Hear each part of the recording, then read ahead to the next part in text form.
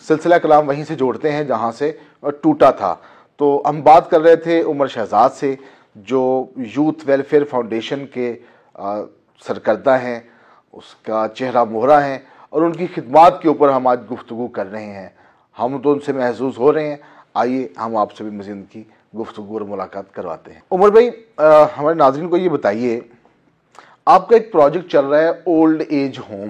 जी जी, उस पे आपकी क्या खिदमात हैं और क्या सूरत हाल है? सर प्रोजेक्ट का क्रेडिट तो मैं नहीं लूँगा बिल्कुल भी, क्योंकि ये हमारे बहुत ही प्यारे भाई हैं फरहान डार साहब, जो कि इसको चला रहे हैं। सही। उन्होंने ही इसकी ज़मीन प्रोवाइड की, उन्होंने ही बिल्डिंग बनाई है, वो सारा इसको देखभाल वही कर रहे हैं। हम उनकी हल्की फुल्की सी पीछे से सपोर्ट कर देते हैं। ठीक है। या बुजुर्गों के साथ मिलके टाइम गुजारते हैं। सर ये हमारे माशरे की, मैं कहूँगा कि एक बहुत ही गलत रीत चल पड़ी है हमारे माशरे में। स्याह रूप कह लें इसको। स्याह, बिल्कुल। मैं कहता हूँ स्याह से भी अगला कोई लफ्ज़ अगर हो तो उसको हम इसमें ऐड कर सकते हैं कि ये हमने जो यूरोप है, जो हमारे मगरब का एरिया, उससे हमने ये बड़ी गलत चीज़ अडॉप्ट कर ली है कि हम अपने बुजुर्गों को बर्दाश्त नहीं कर पाते।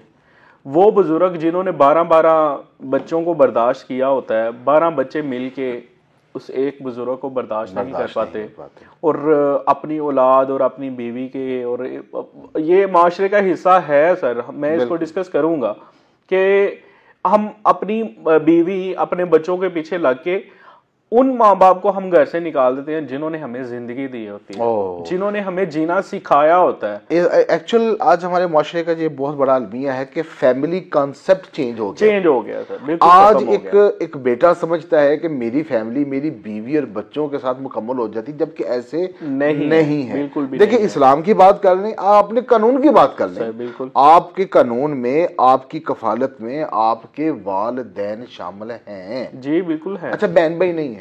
जी बिल्कुल नहीं, लेकिन आपके वालिदैन आपकी कफालत में हैं। वालिदैन हैं। लेकिन आज पता नहीं क्या है सर, हम इस चीज से निकलते जा रहे हैं ना। हम वालिदैन को तो अपने खानदान का हिस्सा समझते ही नहीं है। सर एक बंदा अगर करोड़ों कमा रहा है ना, करोड़ों कमा रहा है, तो वो हजारों अपने माँ बाप को नहीं दे सकता। वो माँ को पकड़ता है, बाप को पकड़ता है, ओल्ड एज होम में छोड़ आता है। सर ये बहुत बड़ा ड्रॉबैक है, ये बहुत बड़ा ड्रॉबैक है। खुदारा मैं आपके चैनल के तवस्सुत से लोगों से ये रिक्वेस्ट करना चाहता हूँ, आज की जनरेशन से ये रिक्वेस्ट करना चाहता हूँ कि खुदारा आप इस गंदे अमल से बचें। मैं इसको गंदा गलीज भी कहूँ तो वो भी चलेगा, कि इस अमल से बचें, अपने माँ बाप की कदर करें, क्योंकि कल को आपने भी माँ बाप बनना है। और अगर आप चाहते हैं कि आपके साथ भी ऐसा हो तो जरूर अपने वालिदैन के साथ आज ऐसा कीजिएगा। बड़ा चुभता हुआ मौजू है ये जो आपने छेड़ा, कि आज हम यूरोप की तकलीद कर रहे हैं। बिल्कुल सर, बरक्स इसके कि यूरोप आज हमारी तकलीद करने के दर पे है। तो अगर हम अपने मुआशरे का ये काबिल फ़ख्र पहलू उसकी तकलीद में छोड़ते जा रहे हैं, तो हम उनके इंतहाई नाजेबा उरियां सर, जो पहलू हैं उनकी भी तकलीद करेंगे। आपकी बात काट रहा हूं, मैं कहता हूं कि अल्लाह माफ़ करे कि हम जिस साइड पे चले हुए हैं, आने वाले वक्त में हमें पता नहीं क्या कुछ देखना पड़ेगा, क्या कुछ देखना पड़ेगा। You are right. बेवा और बेसहारा ख़वातीन के लिए आपका जो कफालत प्रोग्राम है, जी जी बिल्कुल, राजदारी के साथ जिसका आप दावा करते हैं, कुछ बताइए हमें उसके हवाले से। सर हम चाहते हैं कि हम खाली ये वाले पैदा ना करें। सही, ये वाले पैदा ना करें, हम इनको ख़त्म करें। इनको ख़त्म करने के लिए हमने ये कदम उठाया कि बल्कि इससे मुझे एक वाक़या याद आ गया कोविड से पहले का। जी जी।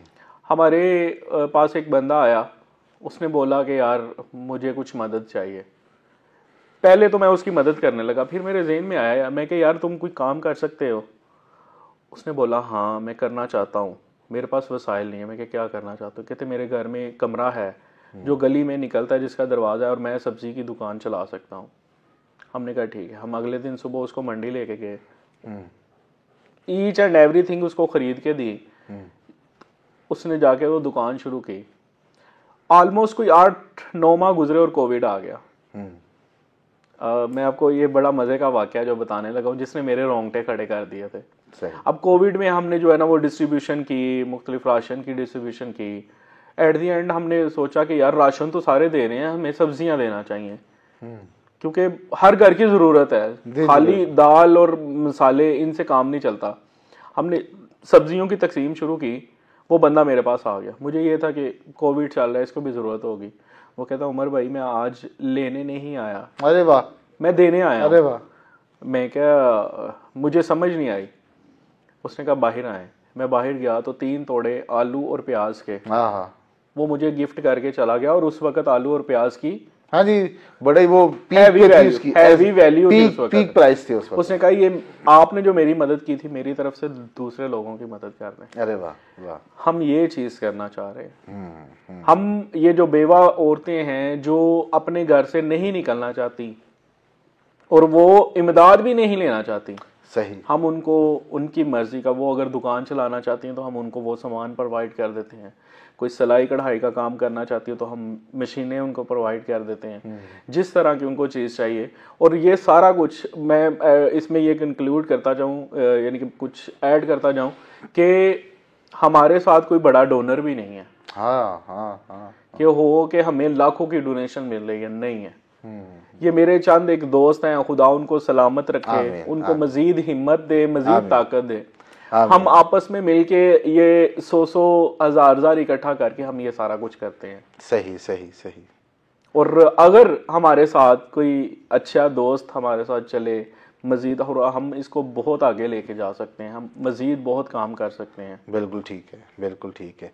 तालीम के हवाले से अगर मैं बात करूं तो अब यतीम बच्चों की कफालत को राजदारी के साथ जो उनके अखराजात बेयर करते हैं, बिल्कुल, ये क्या मैकेनिज्म बनाया सर? हम ना मुख्तलिफ स्कूलों के साथ, कुछ मेरे दोस्तों के स्कूल्स हैं, उनके साथ मिलके जो है ना वो बातचीत की हुई है उनसे, क्योंकि मोहल्ले में रहते हैं, मोहल्ले में पता होता है कि हमारे मोहल्ले में कौन सा बच्चा जो पढ़ना चाहता है लेकिन उसके वसाइल नहीं है।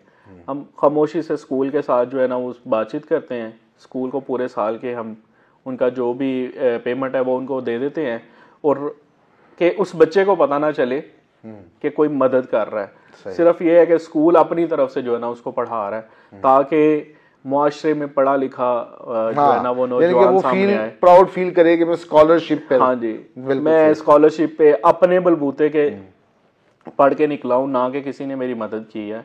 वो यही समझे कि मैंने अपने बलबूते पे किया सारा कुछ, और अपनी अगली स्टेज में जाके वो एक अच्छा इंसान और दूसरों की मदद करने वाला बन सके। माह सियाम चल रहा है, बरकतों का महीना, रहमतों का महीना, सभी इसमें से बरकतें कोई समेट रहा है, कोई छीन रहा है, कोई जबरदस्ती भी छीन रहा है। तो आप भी इसमें राशन की तकसीम का सिलसिला आपका चला, अब आगे ईदी का सिस्टम आप चलाएंगे, तो इसका कुछ तरीका करके आपका है? सर मैं जो रवायती, मुझे आप समझ लें कि हाँ, मेरा जो माइंड है या मेरी टीम का जो माइंड है ना वो रवायती लोगों से बिल्कुल हटके है। ठीक है, लोग चाहते हैं कि हम बैग दें, लोग हमारे पास राशन लगे, वाह वाह हो, हमें नहीं चाहिए। और क्यों मैं किसी की इज्जत नफ्स के साथ खेल लूं चंद रुपयों के राशन के पीछे? सही, मैं क्यों खेलूं? मुझे किसने हक दिया है? किसी ने नहीं। किसने हक दिया है कि अगर खुदा ने मुझे देने वालों में से बनाया तो मैं इस तरह दूं कि अगले को जलील करके रख दूं, कि वो खुदा से जाके दुआ करे कि खुदा तू मुझे दे, मुझे किसी के हासरे पे ना डाल। बिल्कुल ठीक है। हम इसको मुकम्मल राजदारी के साथ, मैं थोड़ा सा बताता चलूं कि हम क्या कहते हैं कि हम मुख्तलिफ मोहल्लों की दुकानों के ऊपर जो है हम बातचीत करते हैं और वहाँ से हम वाउचर्स तैयार करवाते हैं। अच्छा, जितना हमने पैकेज बनाना होता है उस पैकेज का हम वहाँ पे वाउचर तैयार करवाते हैं, और मुकम्मल राजदारी के साथ कि तीसरे हाथ को पता भी नहीं चलता, और वो वाउचर उसके हकदार तक पहुँचता है। वो उस दुकान पे जाके पूरी इज्जत नफ्स के साथ और अपनी ज़रूरत के मुताबिक वहाँ से सामान ख़रीदता है और वो अपने घर ले जाता है। सही, ताकि अगर कोई राशन बैग बना है ना।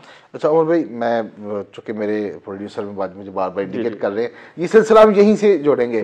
तो नाज़रीन, चूंकि आप जानते हैं कि वक्फा बहुत ज़रूरी है, तो यहाँ लेते हैं हम छोटा सा मुख्तसर ब्रेक।